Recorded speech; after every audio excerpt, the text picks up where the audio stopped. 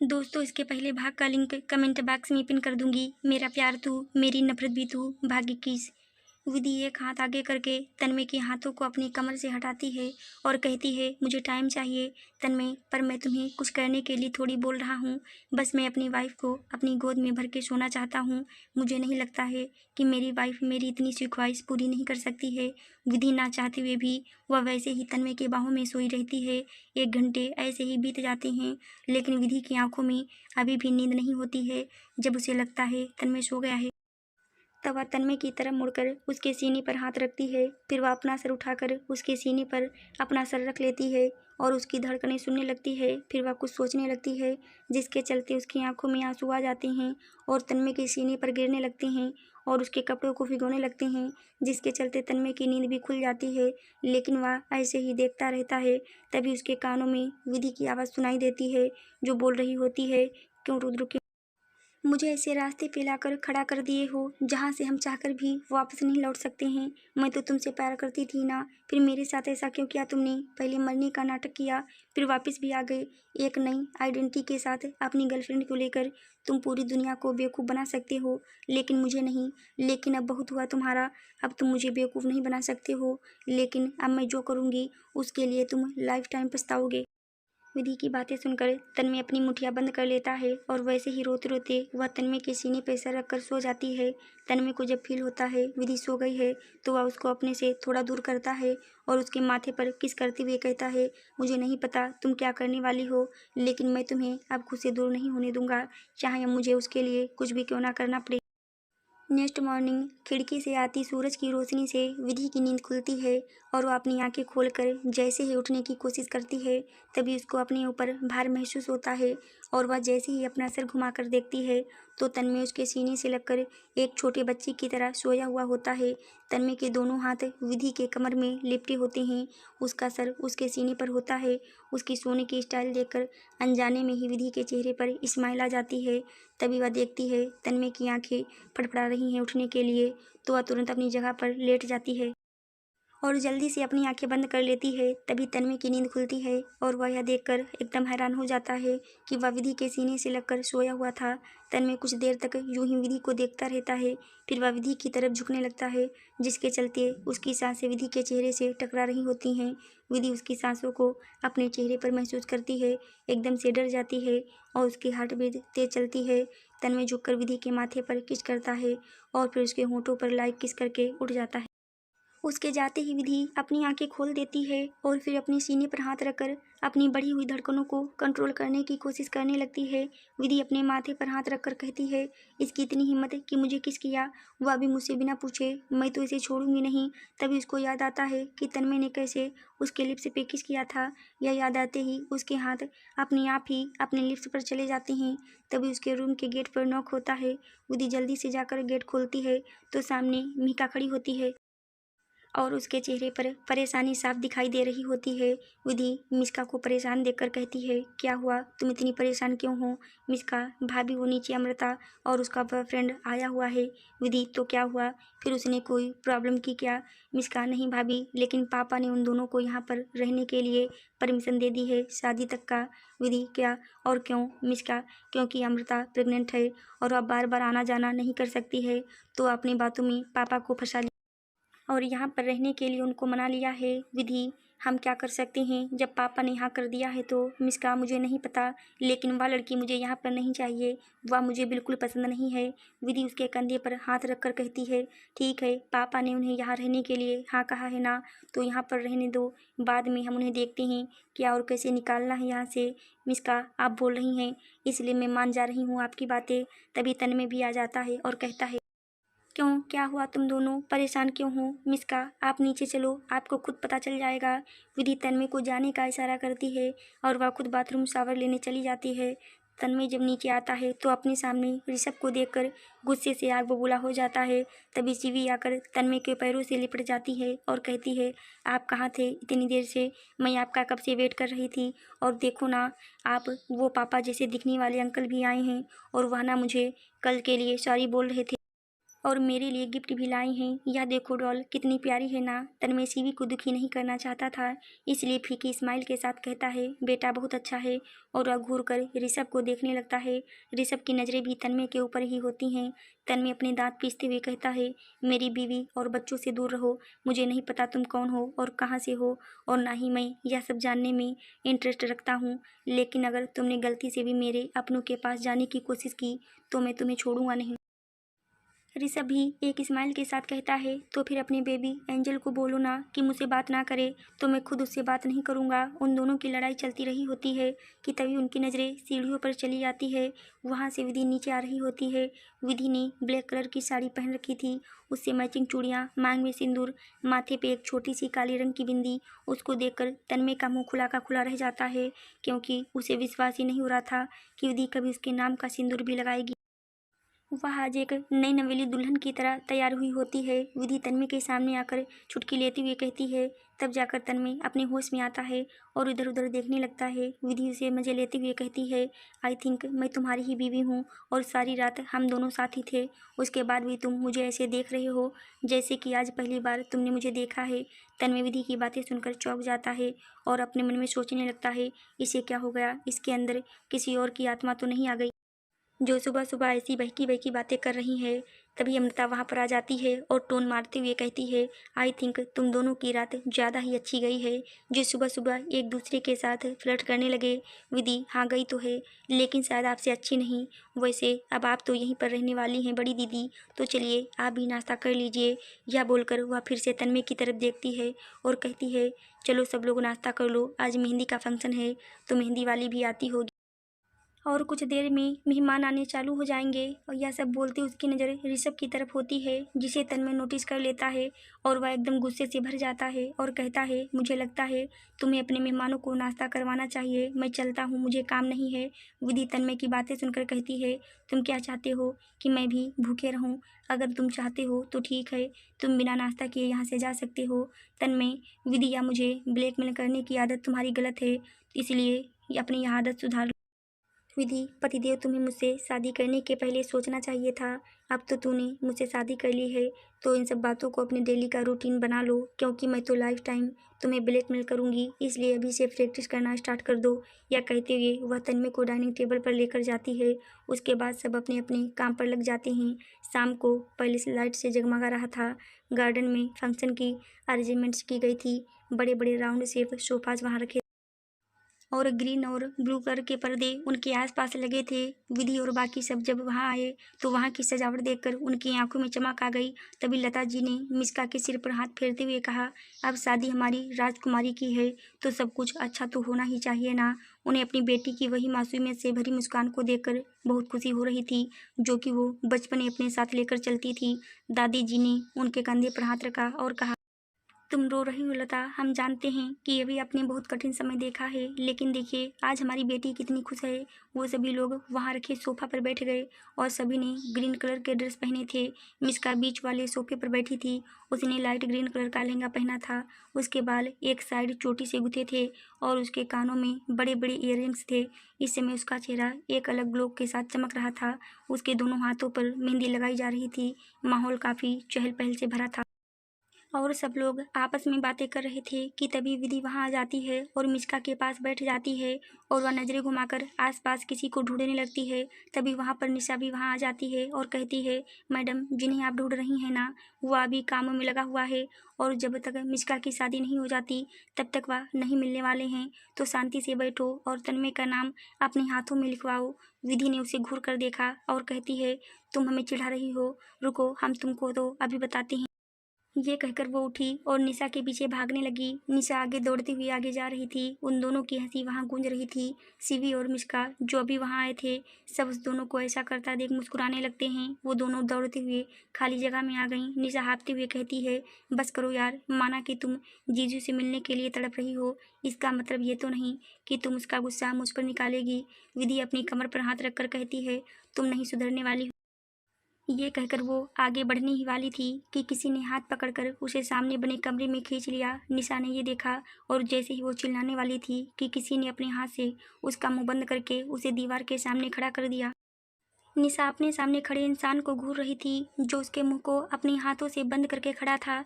उसने अपने हाथ चलाते हुए खुद को उससे छुड़ाने की कोशिश की, पर उस इंसान ने उसके दोनों हाथ पकड़कर उसके सिर के ऊपर कर दिए। वह उसे ऊपर से नीचे तक देख रहा था। निशा ने डार्क ग्रीन कलर का पंजाबी सूट पहना था। उसके खुले बाल उसके चेहरे पर आ रहे थे और वह बहुत ज़्यादा सुंदर दिख रही थी। उसने झुककर उसके कान में कहा, तुम बहुत ब्यूटीफुल लग रही हो।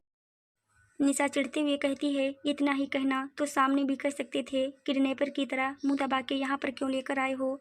मोहित निशा के किसी बातों का जवाब नहीं देता है और उसके हेयर स्टाइल को खराब करने लगता है।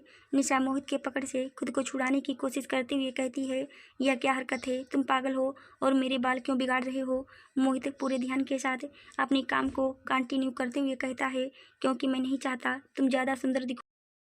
निशा, अभी यह क्या पागलपंती है, तुम भी रुद्र जीजू के साथ रह रह के पागल हो गए हो क्या। मोहित निशा के बाल जब बिखेर देता है उसके बाद दोबारा देखता है तो वह और ज़्यादा सुंदर लग रही होती है। उन बिखरे हुए बालों में मोहित इरिटेट होते हुए कहता है, तुम तो और ज़्यादा सुंदर लगने लगी हो। ऐसा करो, जाकर मुँह धुल कर आओ और पुराने फटे हुए कपड़े पहन लो। निशा, अब तो पूरा यकीन हो गया तुम सच में पागल हो। अच्छा हुआ यह रूप तुमने मुझे पहले ही दिखा दिया। अब तुमसे दूर रहूंगी, नहीं तो मैं एक पागल से शादी करने वाली थी। बाल बाल बचे हैं हम तो तुमसे। मोहित निशा की बातें सुनकर गुस्से में आ जाता है और उसके बालों को पकड़कर उसके होंठों पर रफली किस करने लगता है। निशा उसके सीने पर मारते हुए कहती है, छोड़ो मुझे, दर्द हो रहा है। मोहित 15 मिनट बाद छोड़ता है और वहाँ से बिना कुछ बोले गुस्से में चला जाता है। निशा अपने लिप्स को टच करते हुए कहती है, सच में पागल ही है। और वह भी वहाँ से चली जाती है। कमरे के अंदर विधि डरते हुए अपने सामने खड़े इंसान को देख रही थी, जो पूरी तरह अंधेरे में गायब था। उसने उसे धक्का देने की कोशिश करते हुए कहती है, कौन हो तुम, मुझे यहाँ क्यों लाए हो, जाने दो मुझे। तभी उसे एक जाना माना एहसास महसूस होता है तो अपनी जगह पर रुक जाती है। कहती है, रुद्र तुम हो ना।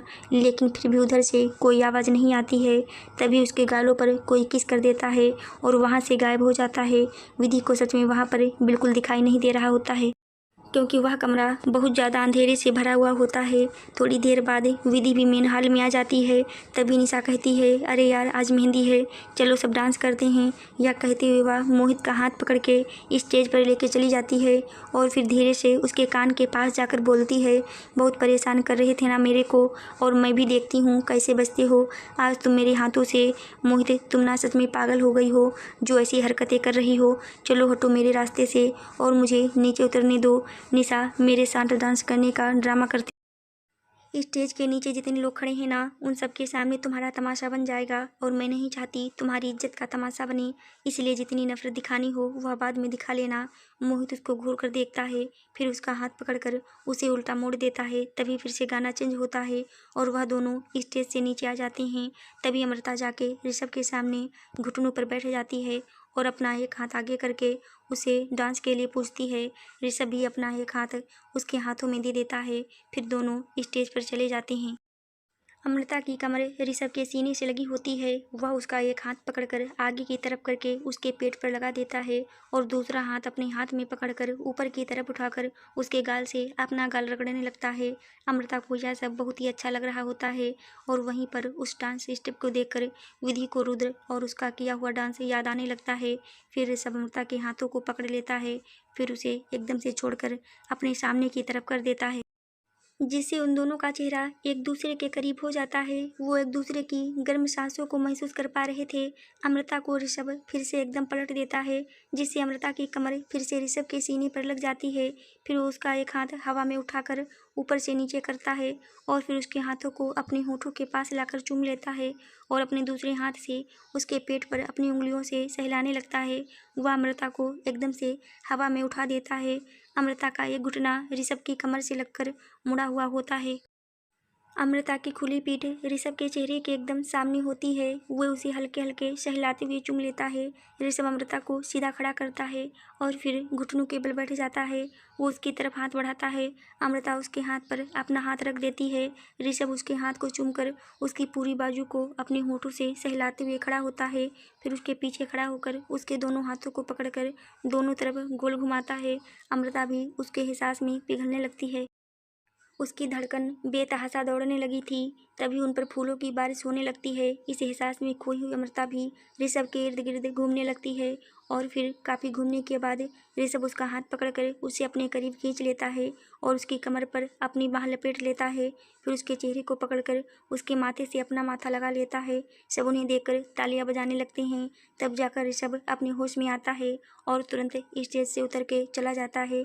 ऋषभ के जाते ही विधि भी अपनी जगह से उठती है, उसके पीछे पीछे चल देती है। ऋषभ हाल में आकर एक पिलर के पास खड़ा हुआ कुछ सोच रहा होता है कि तभी विधि उसकी गर्दन पर चाकू रख देती है और कहती है, अब तुम मुझसे सच सच बताओ कौन हो और यहाँ पर क्या करने आए हो, क्योंकि रुद्र सिंह राठौर तुम पूरी दुनिया को पागल बना सकती हो पर मुझे नहीं। तुम और कौन सा खेल खेल रहे हो मेरे साथ, आखिर तुम मुझसे चाहते क्या हो। ऋषभ एकदम से मुड़ के विधि के हाथों से चाकू छीन लेता है, उसके हाथों को उसके पीठ पर लगा देता है और कहता है, मैंने तो बस सुना था कि औरत पागल होती है, पर आज मैंने देख भी लिया। वैसे बेबी डॉल, अगर मैं तुम्हें इतना ही ज़्यादा पसंद आ गया हूँ तो तुम मुझे साफ साफ क्यों नहीं बोल देती हो। और यह क्या रुद्र रुद्र करती हुई तुम मेरे पीछे आ जाती हो, जबकि तुम्हें पता है कि मैं रुद्र नहीं हूँ। वैसे अगर मैं तुम्हें इतना ही ज़्यादा पसंद हूँ तो मुझे बोल दो, मैं तुम्हें एक रात तो दे ही सकता हूँ, क्योंकि तुम्हें देखकर वैसे भी नहीं लगता है कि तुम 2 बच्चों की माँ हो। तुम तो बहुत ज़्यादा खूबसूरत हो, कसम से मुझे भी मज़ा आ जाएगा तुम्हारे साथ वन नाइट स्टैंड करने में। विधि ऋषभ की बातें सुनकर एकदम से गुस्से में आ जाती है और वह अपनी हाई हील्स उसके पैरों में चुभा देती है, जिससे ऋषभ को बहुत ही तेज दर्द होता है। वह विधि को छोड़ देता है। विधि उसके सामने खड़े होकर बोलती है, तुम जैसा बदतमीज इंसान लाइफ में कभी भी नहीं देखा था। तुम्हारी हिम्मत कैसे हुई मेरे बारे में ऐसी बातें करने की। ऋषभ एक व्यंग भरी मुस्कान के साथ बोलता है, तुम मेरे पीछे रुद्र रुद्र कहती हुई घूमती रहती हो तो कोई बात नहीं, और मैं एक बार तुमसे बोल दिया तो गलत हो गया। और वैसे भी जो तुम्हारे दिमाग में चल रहा है वही तो मैंने बोला है, इसमें गलत क्या है। उसकी बातें सुनकर विधि जैसे ही उसे मारने के लिए अपना हाथ उठाती है, तभी ऋषभ उसके हाथों को हवा में पकड़ लेता है और कहता है, तुम सच में ना गिरी हुई औरत हो, जिसका खुद का पति है उसके बावजूद दूसरे के बॉयफ्रेंड के पीछे भाग रही है, और मैं नहीं चाहूँगा कि तुम जैसी गंदी औरत मुझे गलती से भी टच करे। या कहते हुए वह विधि के हाथों को झटक देता है। विधि ऋषभ की बातें सुनकर कहती है, थैंक यू सो मच मेरी जगह दिखाने के लिए और यह बताने के लिए कि मैं किसी और की वाइफ हूँ। और जब तुम्हें यह पता है कि मैं किसी और की वाइफ हूँ तो अंधेरे का फ़ायदा उठाकर मुझे किस करने का मतलब क्या था। ऋषभ, लगता है मिसेस सिंघानिया दिन में सपने देखने वाली हैं, वो भी मेरे सपने। यह तो बहुत ही अजीब बात हो गई है। वैसे मैं आपसे एक बात पूछूं, आपकी वह सो कॉल्ड हस्बैंड का क्या नाम है। तन्मय सिंघानिया बेड पर आपको सेक्रीफाइस नहीं कर पाती हैं क्या, जो मेरे पीछे पड़ी हैं। ये लो मेरा कार्ड, जब चाहो आ जाना मेरे ऑफिस में। या कहते हुए वह वहाँ से चला जाता है। वहीं थोड़ी दूर पर खड़ा तन्मय उन दोनों को बात करते हुए सुन लेता है। उन दोनों को इतना नज़दीक देखकर उसकी आंखें गुस्से के मारे लाल हो जाती हैं। ऋषभ के जाने के बाद तन्मय भी उसके पीछे चला जाता है और ऋषभ के रूम में पहुँचने के बाद वह उसके सामने खड़ा हो जाता है। उसके बाद वह ऋषभ की कॉलर को सही करते हुए कहता है, मैं जानता हूँ तुम रुद्र सिंह राठौर नहीं हो, और यह भी जानता हूँ तुम्हें अमृता किसी प्लान को अंजाम देने के लिए यहाँ पर लेकर आई है। और तुम्हारी हरकतों को देखकर भी लग रहा है तुमने काफ़ी मेहनत की है खुद को रुद्र सिंह राठौर जैसा दिखाने की। लेकिन वह क्या है ना, एक सियार खुद को कितना भी दिखाने की कोशिश करे लेकिन वह शेर नहीं बन सकता है। इसलिए तुम भी अब अपने को फिर से बंद कर दो। तुम कभी भी रुद्र सिंह राठौर नहीं बन सकते हो। और मेरी एक बात और सुन लो, मेरी वाइफ और मेरे बच्चों से दूर रहो, नहीं तो मैं तुम्हें ऐसी जगह पर भेजूंगा जहाँ से तुम कभी वापस नहीं आ पाओगे। और वहाँ से जाने लगता है। तभी उसके पीछे से ऋषभ हंसते हुए कहता है, तुम बहुत जानते हो रुद्र सिंह राठौर के बारे में, कहीं ऐसा तो नहीं तू भी रुद्र सिंह राठौर है और खुद को कोई और दिखाने की कोशिश कर रहा है। फिर वह भी तन्मय के सामने आ जाता है और उसे बिना डरे कहता है, यहाँ पर हम दोनों बहरूपियाँ हैं और यह बात हम दोनों को अच्छे तरीके से पता है। अब बस देखना यह है कि जीतता कौन है। तुम देख लेना मिस्टर सिंघानिया, मैं एक न एक दिन रुद्र सिंह राठौर की जगह लेकर ही रहूँगा। और तुम कुछ नहीं कर पाओगे सब कुछ जानते हुए भी, क्योंकि तुमने अगर ऐसा कुछ भी करने की कोशिश की तो तुम्हें पता है ना कि तुम्हारे साथ क्या हो सकता है। जिस इंसान का प्यार पाने के लिए इतना सब कुछ कर रहे हो, वो इंसान तुम्हारी सच्चाई जानने के बाद तुमसे बहुत दूर चला जाएगा और शायद तुम्हारा प्यार तुमसे इतना नफरत करने लगे कि तुम्हारी शक्ल भी देखना ना पसंद करे। तो तुम अब आराम से एक कोने में पड़े रहो और गेम का मजा उठाओ। तन्मय ऋषभ की बातें सुनकर हंसने लगता है और हंसते हुए कहता है, इस दुनिया में ऐसा कोई इंसान नहीं है जो मुझे हरा सके, लेकिन तुम्हें गेम खेलने का इतना ही शौक है तो खेलो, लेकिन बच के खेलना, क्योंकि मैं हारती हुई बाजी को अपनी जीत में तब्दील करना अच्छे से जानता हूँ। यह बोलकर वहाँ से वह चला जाता है। तन्मय के जाने के बाद ऋषभ अपना फ़ोन निकाल कर किसी को कॉल करता है और कहता है, यहाँ पर किसी को शक हो गया है मेरे ऊपर, हमें जो भी करना है बहुत जल्दी करना होगा।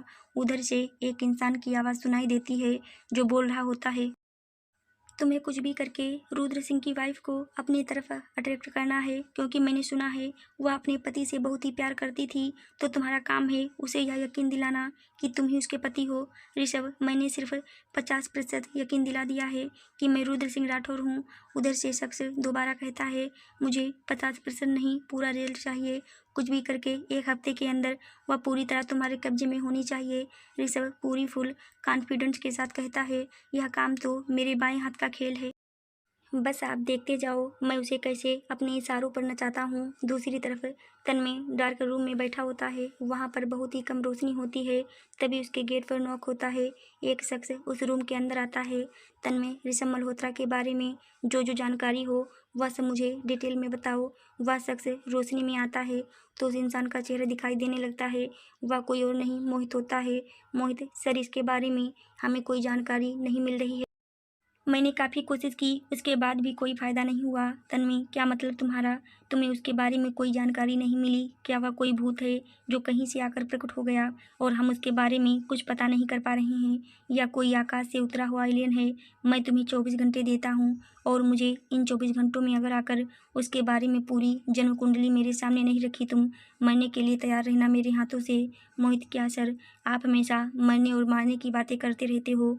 कोशिश कर रहा हूँ ना, अब नहीं हो पा रहा है तो क्या करूं? तन्मय गुस्से भरी आंखों से देखते हुए कहता है, लगता है तुम मुझे भूल गए हो, तभी तुम ऐसी बातें कर रहे हो। अगर तुम मुझे नहीं भूले होते ना, तो पक्का तुम तो ऐसे बातें करने की सोच भी नहीं सकते थे, वह भी मेरे सामने। तन्मय की बातें सुनकर मोहित डर के मारे कांपने लगता है।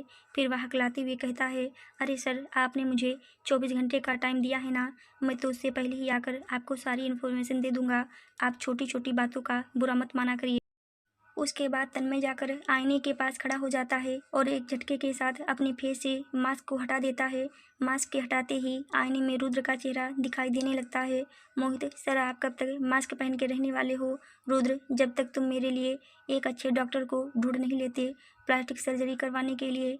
मोहित, क्या सर, आप सच में अपने चेहरे को किसी और के चेहरे में बदलवाना चाहते हो? रुद्र, हाँ, मैं यही चाहता हूँ, क्योंकि इस चेहरे ने ही मुझे मेरी ज़िंदगी वापस की है। इस चेहरे की वजह से ही आज मेरा बेटा जिंदा है। तो क्या मैं इस चेहरे के लिए इतना भी नहीं कर सकता हूँ? मोहित, पर सर, आप जाकर मैडम को सच्चाई भी तो बता सकती हैं। मुझे पूरा यकीन है वह आपकी बातों को ज़रूर समझेंगी।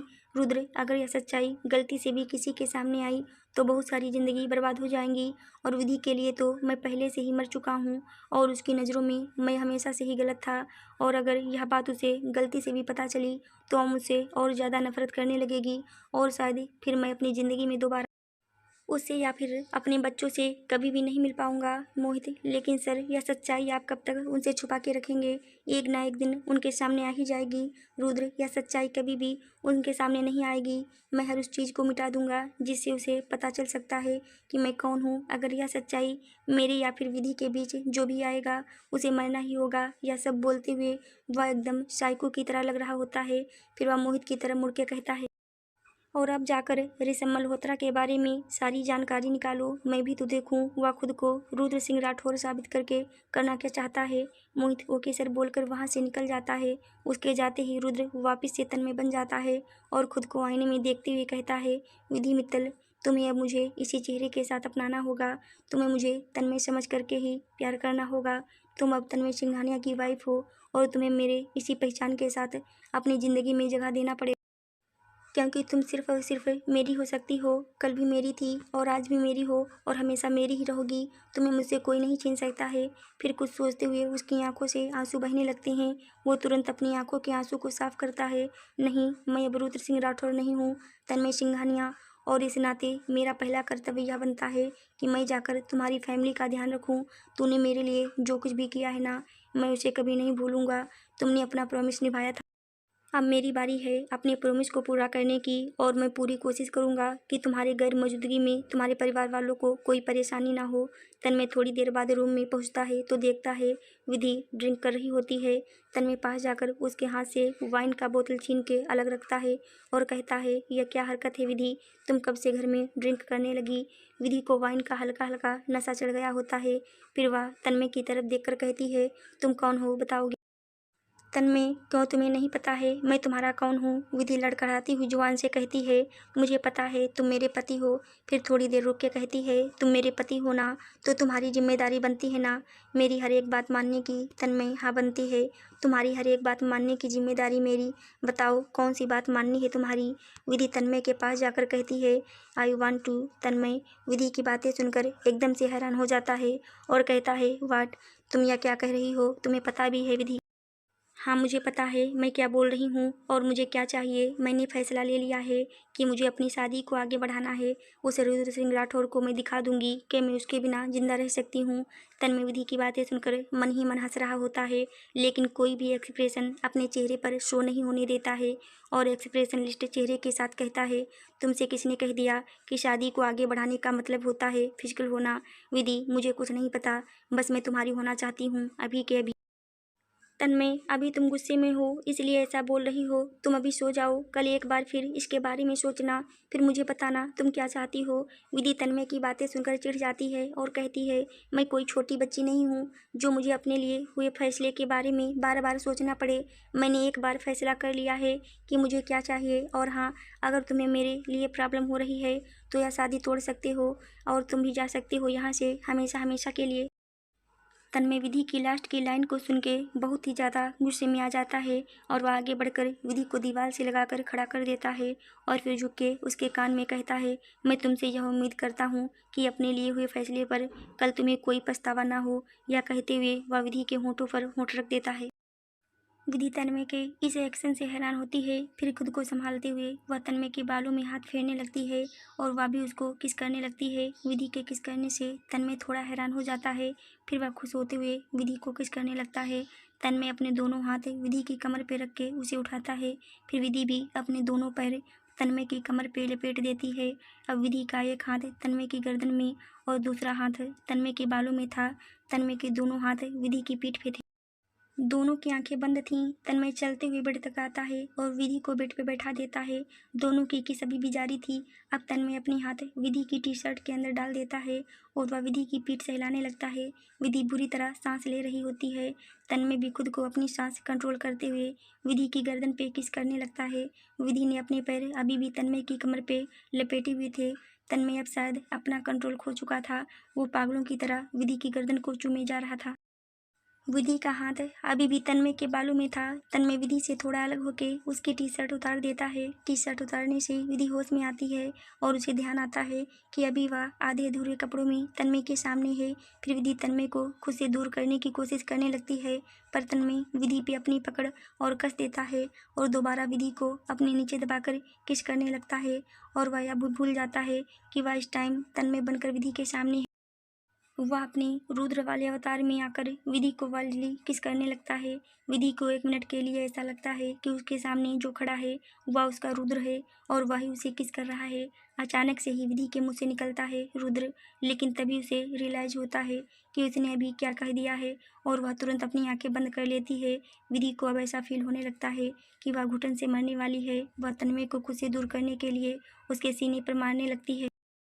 विधि, तन्मय प्लीज मुझे छोड़ो, पर तन्मय अपने होश में ही नहीं था। वह तो बस विधि को किस किए जा रहा होता है। विधि जब देखती है कि तन्मय उसकी बात नहीं सुन रहा है तो वह तन्मय के कान पे बाइट कर लेती है। विधि के बाइट करने से तन्मय रुक जाता है और वह विधि को देखने लगता है। विधि तुरंत तन्मय को अपने ऊपर से धक्का देकर नीचे गिरा देती है। तन्मय विधि की इस सडन हरकत के लिए तैयार नहीं होता है और जिसे वह बेड पर दूसरे साइड गिर जाता है। तन्मय जब खुद को यूँ पाता है तो गुस्से से विधि की तरफ बढ़ जाता है उसके बाद विधि अभी उठी रही होती है कि तभी तन्मय विधि को पीछे से पकड़ता है और सीधा बेड पर पटक देता है। विधि कुछ समझ पाती है इससे पहले ही तन्मय विधि के ऊपर आ चुका होता है और रूडली किस करने लगता है। वह विधि को किस करने के साथ उसके लिप पर कई बाइट भी कर देता है, जिससे विधि के होंठों से ब्लड आने लगता है। विधि, यह क्या कर रहे हो, छोड़ो मुझे। विधि तन्मय को धक्का देते हुए कहती है। तन्मय नहीं छोड़ा तो तन्मय विधि के कंधों को तेजी से पकड़कर कहता है, जिससे विधि को दर्द महसूस होता है। रुद्र, मुझे दर्द हो रहा है, प्लीज छोड़ो मुझे। एक बार फिर तन्मय के हाथ अचानक ही रुक जाते हैं। एक बार फिर से विधि के मुंह से अपना नाम सुन के तन्मय खुद के एक्सप्रेशन को सही करते हुए कहता है, तुम चाहे जितना भी खुद को दूर कर लो, पर अब तुम पर सिर्फ मेरा अधिकार है।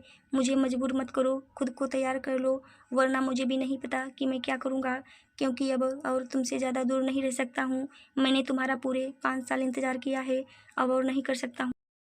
3 दिन बाद मुझे मेरी वाइफ चाहिए और दोबारा तुम्हारे मुंह पे रुद्र का नाम नहीं आना चाहिए, क्योंकि मैं नहीं चाहता मेरी वाइफ मेरे सामने किसी और का नाम ले। तन्मय विधि के फेस को अपने हाथों में थाम कर कहता है। तन्मय इतना कहकर बाथरूम में चला जाता है। विधि वहीं फर्श पर बैठ जाती है और उसकी आंखों से आंसू बहकर उसके गालों पर आ जाते हैं और अपने आप से कहती है, मैं नहीं भूल सकती हूँ रुद्र को। सारी तन्मय, मैं शायद तुम्हारे प्यार के लायक नहीं हूँ, प्लीज़ मुझे माफ़ कर दो।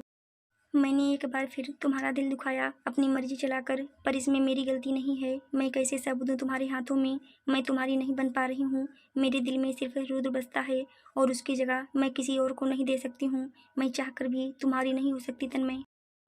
इसके आगे की कहानी जानने के लिए देखिए कहानी का अगला भाग 22। दोस्तों, अगर आपको हमारी कहानी अच्छी लगी हो तो मेरे चैनल को लाइक शेयर सब्सक्राइब ज़रूर करें। फिर मिलते हैं दोस्तों कहानी के अगले भाग में, तब तक के लिए धन्यवाद।